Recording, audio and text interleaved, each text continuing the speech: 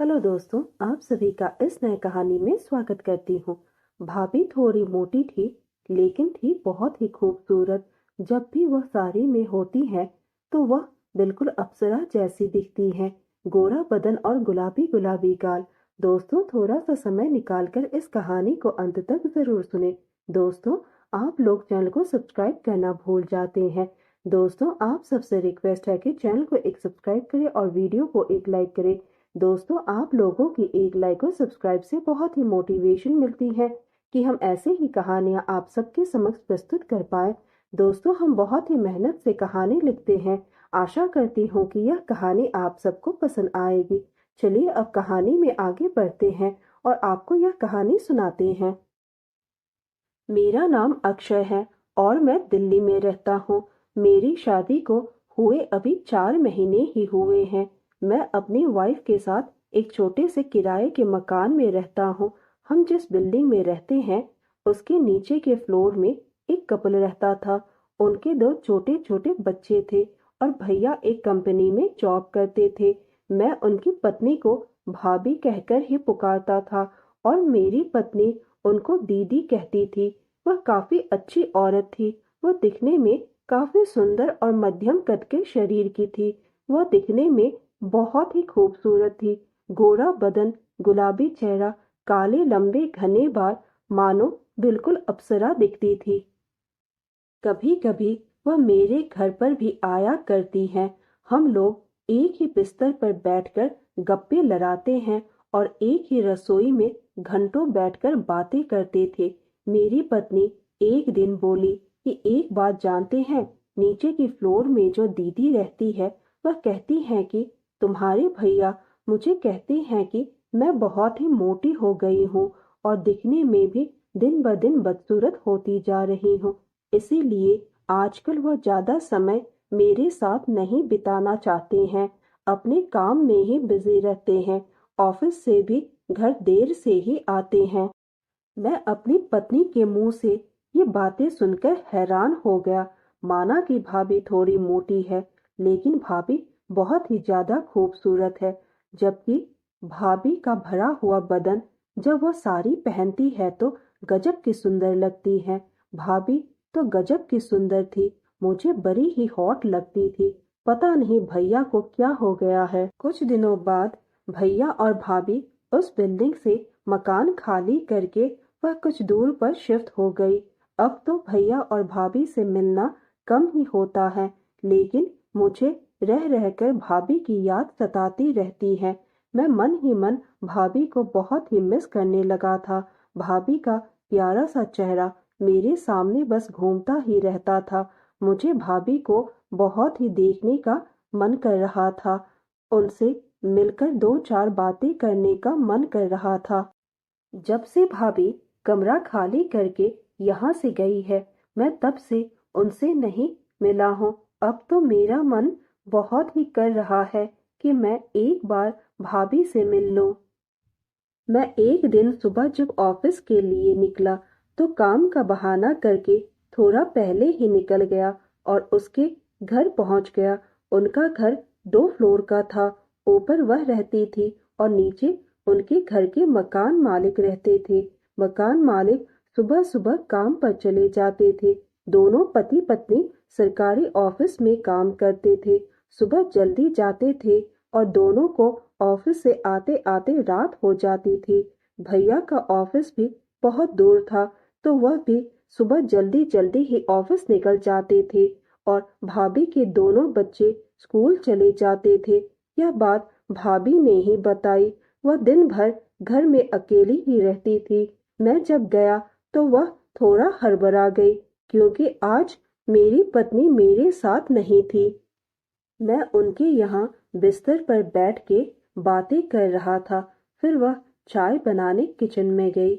उसके बाद हम दोनों साथ बैठकर चाय पिए।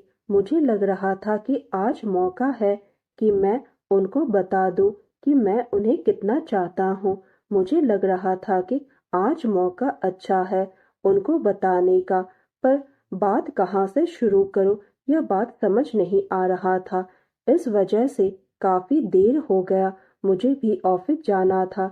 इस वजह से जल्दी जल्दी में था कि उनको बोल ही दूं, पर यह समझ नहीं आ रहा था कि कहाँ से बात स्टार्ट करूं और क्या कहूं। थोड़ी देर बाद मैंने हिम्मत करके बात छेड़ दी। मैंने भाभी को कहा, भाभी आज आप बड़ी ही सुंदर लग रही हो। तो वह बोली, क्यों, आज ही क्यों, क्या कल नहीं लग रही थी, और हंसने लगी। मैंने कहा, नहीं नहीं, आप तो रोज ही सुंदर लगती हो, पर आज आप ज्यादा सुंदर लग रही हो। वह बोली, अच्छा जी, आपके भैया तो आज कह रहे थे तुम सुंदर नहीं हो, पर आप तो तारीफ कर रहे हैं। मैंने कहा, तारीफ तो उन्हीं को किया जाता है जो तारीफ के काबिल रहता है। फिर मैंने कहा, आज तो आप बिल्कुल अप्सरा लग रही हो। मैंने धीरे से कहा, भाभी मैं आपको पसंद करता हूँ और आपको चाहने लगा हूँ। तब भाभी ने कहा, यह गलत है, आप शादीशुदा हो और 4 महीने पहले ही आपकी शादी हुई है। आपकी तो नई नवेली पत्नी है, उसके होते हुए भी आप मेरे सामने यह सब बातें कर रहे हो। मैंने कहा, भाभी जब से आप वहां से चली आई और इस नए घर में शिफ्ट हुई हो, तब से मैं आपको बहुत ही मिस करने लगा हूँ। आपका खूबसूरत प्यारा सा चेहरा मेरी आंखों के सामने ही घूमता रहता है। मैं ठीक तरह से ना सो पाता हूँ और ना ही खा पाता हूँ और ना ही मेरा मन ऑफिस में बैठता है। आप ही बताओ अब मैं क्या करूँ। भाभी ने कहा, यह सब बातें आप अपने मन से निकाल दीजिए और अपनी पत्नी के साथ खुशी से रहिए। मैंने कहा, भाभी अब मुझसे रहा नहीं जाता है।